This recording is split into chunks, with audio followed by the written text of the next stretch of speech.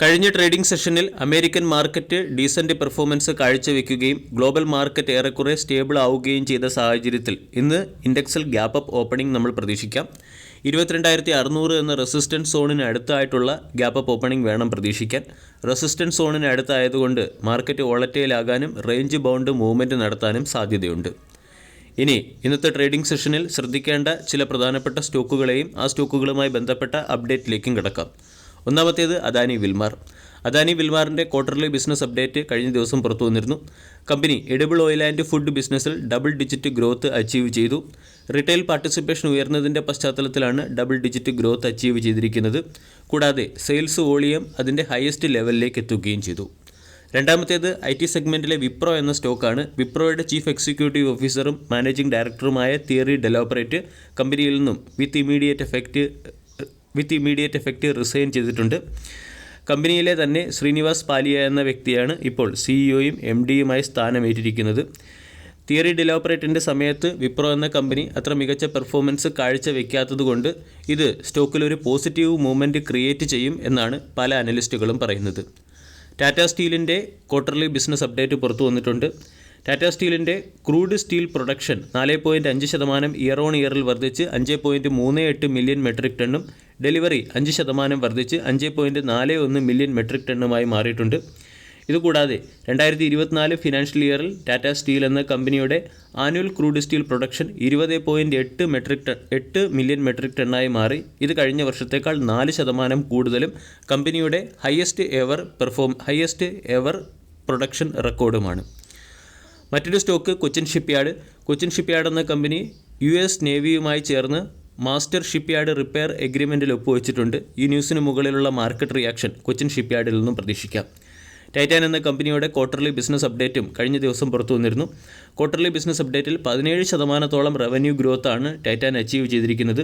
Jewellery സെഗ്മെൻറ്റിൽ നിന്നും 18% revenue growth year on ഇയറിൽ അച്ചീവ് ചെയ്തു. വാച്ച് ആൻഡ് വിയറബിൾ സെഗ്മെൻറ്റിൽ 6%, എമർജിംഗ് ബിസിനസ്സിൽ 24% റവന്യൂ ഗ്രോത്ത് കമ്പനി അച്ചീവ് ചെയ്തു. ഈ ക്വാർട്ടറിൽ 84 പുതിയ സ്റ്റോറുകൾ ഓപ്പൺ ചെയ്ത് ടോട്ടൽ സ്റ്റോറുകളുടെ എണ്ണം 3035 എത്തിച്ചു. കൂടാതെ കമ്പനി റീസെൻ്റ്ലി 100% സ്റ്റേക്ക് അക്വയർ ചെയ്ത കാരറ്റ് ലൈനിൻ്റെ ബിസിനസ്സിലും 30% വളർച്ച കമ്പനിക്ക് കൈവരിക്കാൻ സാധിച്ചു. അതേസമയം ഐകെയർ സെഗ്മെൻറ്റിൽ കമ്പനിയുടെ സെയിൽസ് 1% ഇടിയുകയും ചെയ്തു. ടൈറ്റാൻ്റെ ക്വാർട്ടർലി റിസൾട്ടിന് മുകളിലുള്ള മാർക്കറ്റ് റിയാക്ഷൻ ഇന്ന് പ്രതീക്ഷിക്കാം. JSW എനർജി എന്ന കമ്പനി 5000 കോടി രൂപ QIP വഴി സമാഹരിച്ചു കഴിഞ്ഞു. QIP അവസാനിച്ചിട്ടുണ്ട്. QIPയിൽ ഗോൾഡ്മാൻ സാൻസ്, നെമൂറ പോലുള്ള പ്രശസ്ത ഫിനാൻഷ്യൽ ഇൻസ്റ്റിറ്റ്യൂഷൻസ് പൊസിഷൻ എടുത്തു എന്നുള്ളത് ശ്രദ്ധിക്കേണ്ട ഒരു അപ്ഡേറ്റാണ്. പഞ്ചാബ് നാഷണൽ ബാങ്കിൻ്റെ ക്വാർട്ടർലി ബിസിനസ് അപ്ഡേറ്റ്സ് പുറത്തു വന്നു. ഏകദേശം 23.5 ലക്ഷം കോടി രൂപയുടെ ടോട്ടൽ ബിസിനസ്സാണ് പഞ്ചാബ് നാഷണൽ ബാങ്ക് നടത്തിയിരിക്കുന്നത്. ഇത് കഴിഞ്ഞ വർഷത്തേക്കാൾ 8.8% ഉയർന്നിട്ടുണ്ട്. ടോട്ടൽ ഡെപ്പോസിറ്റ് 7% വർദ്ധിച്ച് 13.7 ലക്ഷം കോടിയായി മാറി. ടോട്ടൽ അഡ്വാൻസ് 11.5% ഇയർ ഓൺ ഇയറിൽ വർദ്ധിച്ച് 9.85 ലക്ഷം കോടിയായി മാറി. ഡൊമസ്റ്റിക് ഡെപ്പോസിറ്റ്സ് 6.6% വർദ്ധിക്കുകയും ക്യാസ 2.6% വർദ്ധിക്കുകയും ഡൊമസ്റ്റിക് അഡ്വാൻസ് 11.2% ഇയർ ഓൺ ഇയറിൽ ഉയരുകയും ചെയ്തു. ബാങ്ക് ഓഫ് ബറോഡയുടെ ഗ്ലോബൽ ബിസിനസ് 24.16 ലക്ഷം കോടിയായി മാറി. ഗ്ലോബൽ ബിസിനസ്സിൽ 11.20% വളർച്ചയാണ് കൈവരിച്ചിരിക്കുന്നത്. ഗ്ലോബൽ അഡ്വാൻസ് 12.41% ഇയർ ഓൺ ഇയറിൽ വർദ്ധിച്ച് 10.89 ലക്ഷം കോടിയും ഗ്ലോബൽ ഡെപ്പോസിറ്റ് 10.24% വർദ്ധിച്ച് 13.26 ലക്ഷം കോടിയും ഡൊമസ്റ്റിക് ഡെപ്പോസിറ്റ്സ് 7.75% വർദ്ധിച്ച് 11.28 ലക്ഷം കോടിയും ഡൊമസ്റ്റിക് അഡ്വാൻസ് 12.8% വർദ്ധിച്ച് 8.97 ലക്ഷം കോടിയുമായി മാറിയിട്ടുണ്ട്. യൂണിയൻ ബാങ്കിൻ്റെ ബിസിനസ് അപ്ഡേറ്റ്സിൽ ടോട്ടൽ ഡെപ്പോസിറ്റ് അല്ലെങ്കിൽ ടോട്ടൽ ബിസിനസ് 10.31% വർദ്ധിച്ച് 21.26 ലക്ഷം കോടിയായി മാറി. ടോട്ടൽ അഡ്വാൻസ് 11.72% വർദ്ധിച്ച് 9.04 ലക്ഷം കോടി. ഡെപ്പോസിറ്റ്സ് 9.29% വർദ്ധിച്ച് 12.21 ലക്ഷം കോടി.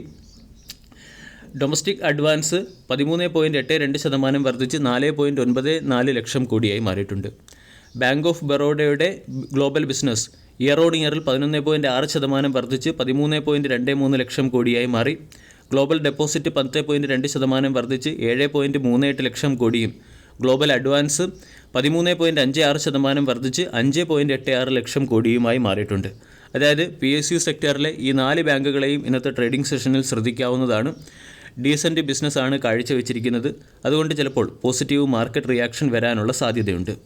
മറ്റൊരു സ്റ്റോക്ക് ഗ്രേവ്സ് കോട്ടൺ എന്ന ഇലക്ട്രിക് വെഹിക്കിൾ കമ്പോണൻ്റ് മാനുഫാക്ചറിംഗ് ചെയ്യുന്ന കമ്പനിയുമായി ബന്ധപ്പെട്ട അപ്ഡേറ്റ് ആണ്.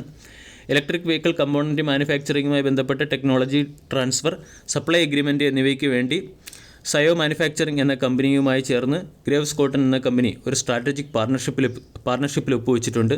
ഇത് സ്റ്റോക്കിനെ സംബന്ധിക്കുന്ന പോസിറ്റീവ് അപ്ഡേറ്റ് ആണ്.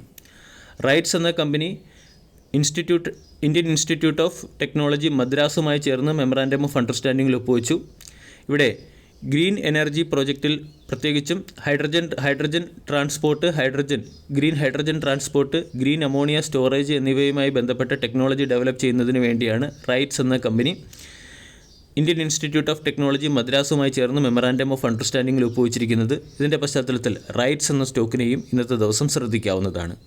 വീഡിയോ എല്ലാവർക്കും ഇഷ്ടമായി എന്ന് വിശ്വസിക്കുന്നു. താങ്ക്